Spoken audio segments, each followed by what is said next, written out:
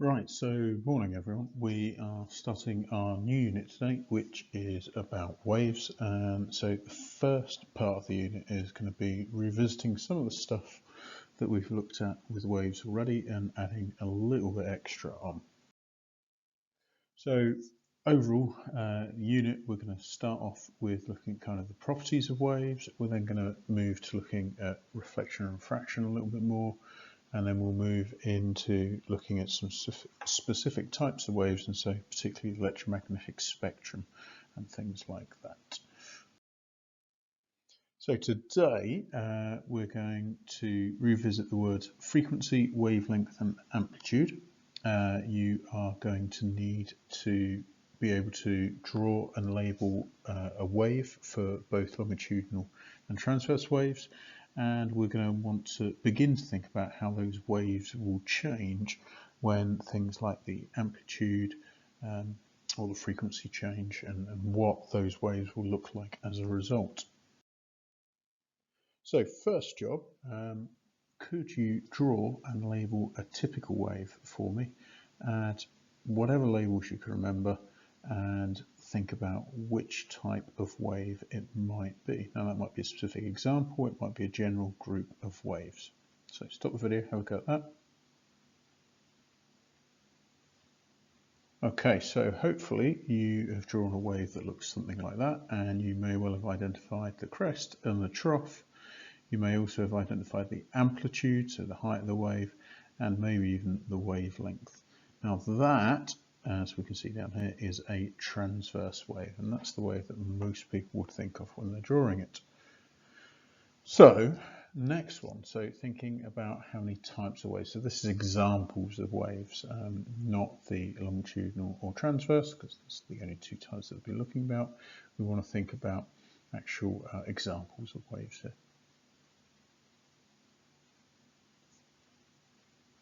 So, whole number here for you: water waves, seismic waves, hand waves, radio waves, Mexican waves, heat waves, infrared, X-rays, ultrasound, all good examples of waves. So we're going to start looking at some of our definition of waves and what they're able to do. So they are able to do a couple of things. They can either transfer energy between stores, or they can transfer information between places. The key thing is that all waves are able to transfer energy or information, but they do not transfer matter. I'm going to come back to what that actually means. So here again, we can see our idea of our kind of transverse wave. And so we can see the wave trace here, up and down movement. And what's emphasized on this image is the fact that the particles are moving up or down. They're returning back to this rest position that we can see across the middle. But the point is that they are not moving from left to right. They're not traveling in this direction. So whilst the particles move, they move about a set point, but they do not move in the direction of the energy transfer. So the energy is being transferred, or the information is being transferred in this direction, but the matter is not. So we're going to begin to look at our longitudinal waves now. So one way of describing a wave is thinking about it being an oscillation, so a vibration, a movement around that rest position, as I was just illustrating. So we can think about longitudinal waves, and we can think about sound waves as being one of our examples. And so an image of a sound wave, a model of a sound wave, looks a little bit like this. Now, the nice thing here is if we focus on one of these red particles that we can see that the red particle moves forwards and backwards, and it's moving about a fixed position. So we can see that the particle is oscillating, but it does not move in the direction of the wave. And so therefore, the energy or information is transferred, but not the actual particle itself, and so matter isn't transferred. So we can see represented on this as well the direction of wave travel, and then we can also see these features highlighted. Where the particles are squashed together, we call that an area of compression, and where the particles are spread out, we call that an area of rarefaction. So that's some of our features of longitudinal waves labelled up for us. Water ripples are examples of transverse waves, and here, instead of the particles moving from side to side, as we saw with longitudinal waves, they're going to move up and down. So again, focus on one of these particles, and what we can see is that the particle is moving up and down about its rest position, but it is not moving in the direction that the wave is travelling, and so the energy is being transferred, but the matter is not being transferred. So, key point that we've been taking out of these past couple of slides is the idea that for both of these types of waves, we have that the particles are oscillating, they are moving, but they are only moving in an up and down or side to side motion, and they themselves are not being transferred. The matter is not being transferred, it is only the energy or the information. And so we can see that represented within these two diagrams when we look at them side to side, because we can see those particles oscillating but not travelling in the direction of the wave travel. So kind of 3 points that we'd want to think about that all waves have got in common. Number one, they all carry energy from one place to another. We can also talk about information. They all involve some kind of oscillation, so vibration around a fixed point. And there are two ways in which the oscillation and energy transfer can take place. So that's our longitudinal versus our transverse. So in the PowerPoint that I've shared you, you'll have this animation so you can play about with it a little bit. So it's a really nice way of modelling a wave, though we've seen it a couple of times already. So when we're talking about transverse waves, we say that the oscillations and the propagation are perpendicular to each other. So let's see that as an illustration. So the propagation is up and down here, whereas the direction of energy transfer is at 90 degrees to it. So we talk about the fact that it is perpendicular. So the particles are moving up and down, but the direction of wave travel is at 90 degrees, it's perpendicular.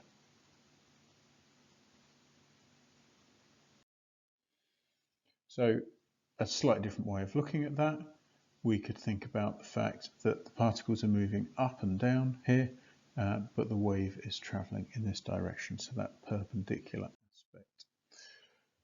Now what we can do with a transverse wave is we can identify the wavelength, and so the wavelength is the point at which a wave repeats itself. So we have to find a point at which a wave starts, and then we find the point at which the wave starts to repeat itself. So that there would be a wavelength, as this would be a wavelength, or this, because the start is beginning again here. So we get the wave is moving all the way along here, and then it's back to its repeat.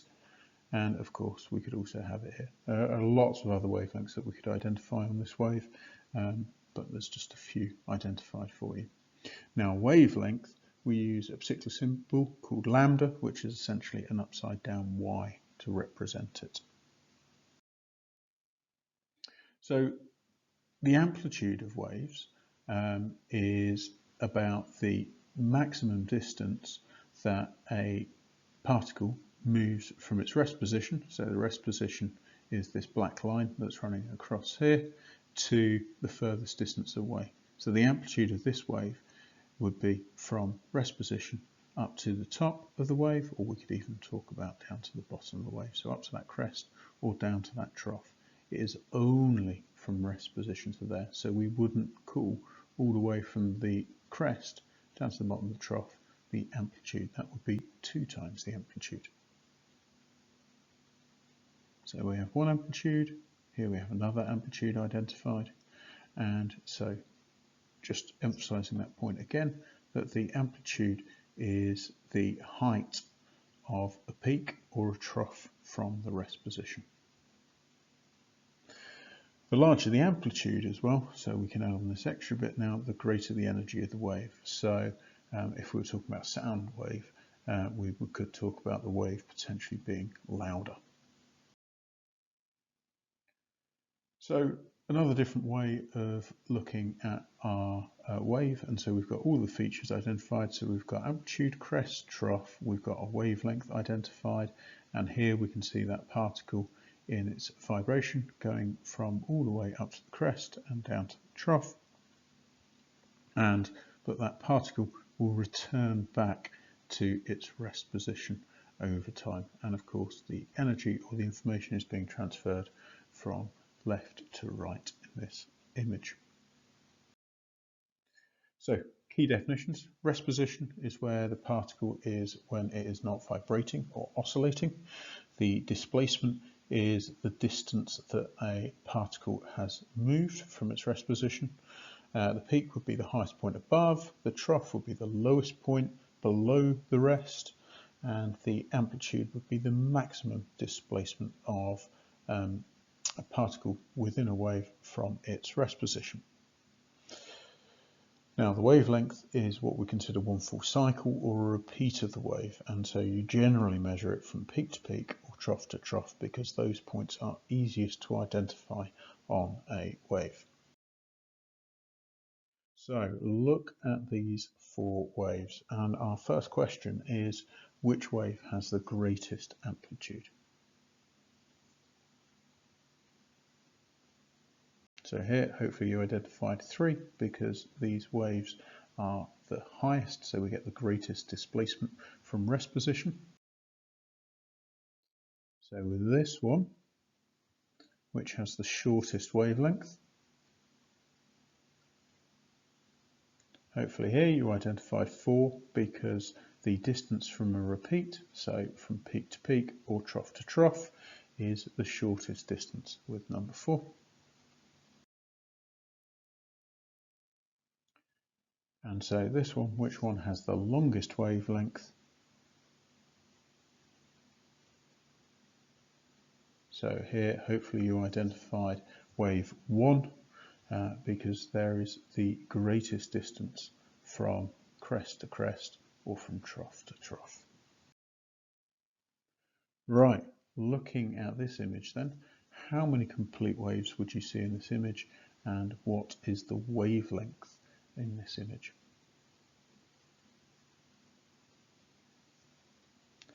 So hopefully you should have identified 4 waves. So 1, 2, 3, 4, and the wavelength is of course 3 meters because we're seeing that repeat every 3 meters that's going on within here. So have a go now at drawing a transverse wave and labeling the key parts of that wave for me and seeing about whether you can describe the movement of the particles.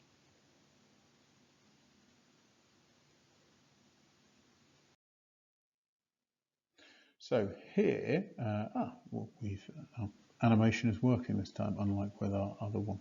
So here we can see that we've got a longitudinal wave, and so we can see the fact that the particles are vibrating backwards and forwards. So they are moving in the same direction as the wave is traveling. So the wave is traveling from left to right, and we can see that the particles are oscillating from left to right as well.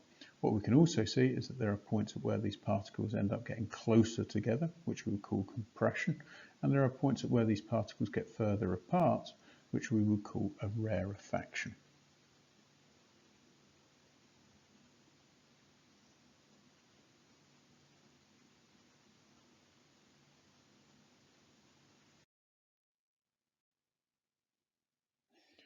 So a different way of representing our wave here. So here we could see the fact that these lines are moving closer together. When they're close together we have a compression. When they are further apart we have a rarefaction.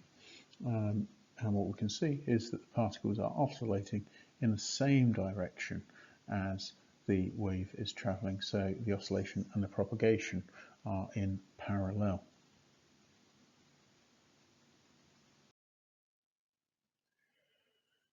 So a little bit more clearly kind of represented. So here we can see that compression highlighted and a rarefaction highlighted. We can see a wavelength, which is a bit harder to identify on a longitudinal wave, but again, it's one cycle, so that's how long we're looking for. And we can see that the particles are vibrating or oscillating in the same direction as the energy or the information is being transferred. So have a go now at drawing a longitudinal wave and labelling the key parts of that wave and giving a description of what's happening to the particles in that longitudinal wave.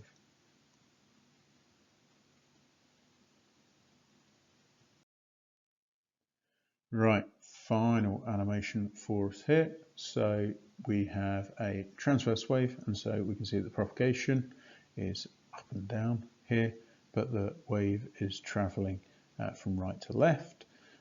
We can begin to see the fact that the particles aren't moving themselves, they're just moving, they're oscillating around that rest position, and so we can see clearly that the energy is being transferred but not the matter. So this would be modelling a wave with a slinking. In the longitudinal wave down here, we can really nicely see that compression moving all the way down and the rarefaction as it gets stretched out. Right, in your booklet there are a number of questions for you to have a go at, so across the next couple of slides are the answers to those.